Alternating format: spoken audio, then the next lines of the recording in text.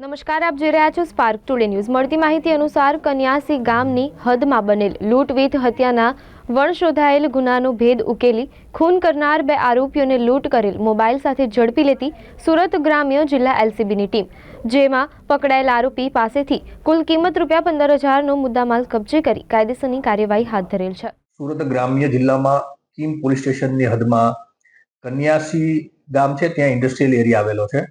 આ કન્યાસી ઇન્ડસ્ટ્રીયલ એરિયામાં ગઈ તારીખ 25/11/24ના રાત્રિના સમયે લગભગ 8:30 વાગ્યાના અરસામાં બે વ્યક્તિઓ પોતાના ફેક્ટરીમાંથી કામ કરીને પોતાના ઘર તરફ જઈ રહ્યા હતા।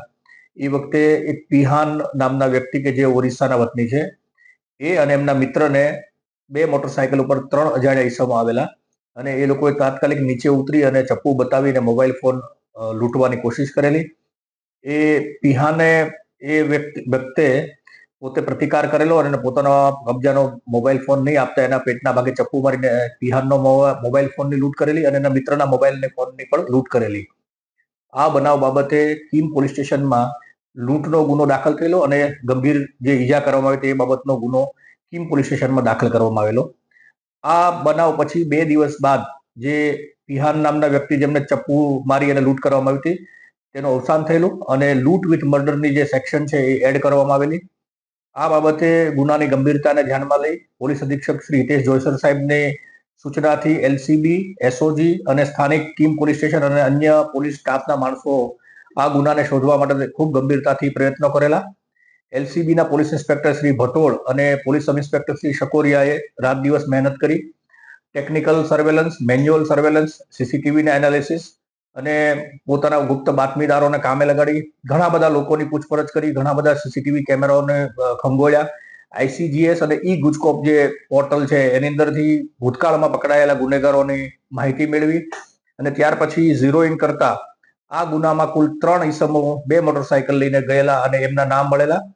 આ 3 ઈસમોના જે આરોપી છે એમના નામ છે ગોવિંદ ભજની બહેરા, જે 23 વર્ષની ઉંમરનો છે અને મૂળ ઓરિસ્સાનો વતની છે અને પીપોદરા ઇન્ડસ્ટ્રીયલ વિસ્તારમાં રહે છે। બીજો એક આરોપી છે સુબલ મુરલી ગોડા, જે પણ ઓરિસ્સાના વતની છે અને પીપોદરા ઇન્ડસ્ટ્રીયલ વિસ્તારમાં રહે છે। આ 2 આરોપીઓ છે અને ત્રીજા એક આરોપી છે સંતોષ ગોપીચંદ જાતે પવાર, આ પણ પીપોદરામાં રહે છે।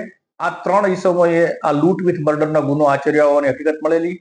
પોલીસની તપાસમાં આરોપીની પાછળ જતા એ વખતે ધ્યાનમાં આવ્યું કે આ ત્રણેય આરોપીઓ સુરત શહેરની અંદર સરથાણા અને ભેસ્તાન પોલીસ સ્ટેશનના મોટરસાયકલ ચોરીના ગુનામાં પકડાયેલા છે અને જેલમાં છે। પોલીસે આ આરોપીઓની છૂટવાની રાહ જોઈ અને એમના જામીન થતા આ 2 આરોપીઓ ગોવિંદ ભજની બહેરા અને સુબલ મુરલી ગોડા, આ બંને આરોપીઓને એલસીબી કચેરી ખાતે લાવી એની પૂછપરછ કરતા આ ગુનાનો એકરાર કરેલો હોય અને એની સાથે ત્રીજો ઈસમ જે વોન્ટેડ છે સંતોષ ગોપીચંદ, જે અત્યારે જેલમાં છે, આ ત્રણેય જણાએ મળી મોટરસાયકલોની ચોરી કરી અને ચપ્પુ લઈ અને મોબાઈલ ફોનની લૂંટ કરેલી અને એ વખતે એમને ઈજા પણ કરેલી ને એમાં જે ભોગ બનનાર છે એમનું મૃત્યુ થયેલું હતું। આમ આ જે ગંભીર પ્રકારનો ગુનો છે એનો ભેદ છે એ ઉકેલવામાં આવ્યો છે।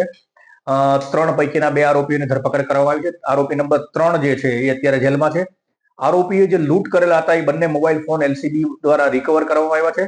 એક મોટરસાયકલ પણ તપાસ દરમિયાન જે 2 પૈકીનું એક મોટરસાયકલ કબજે કરવામાં આવ્યું છે। હાલમાં 2 આરોપીઓ છે એ કીમ પોલીસ સ્ટેશનને સોંપવામાં આવ્યા છે।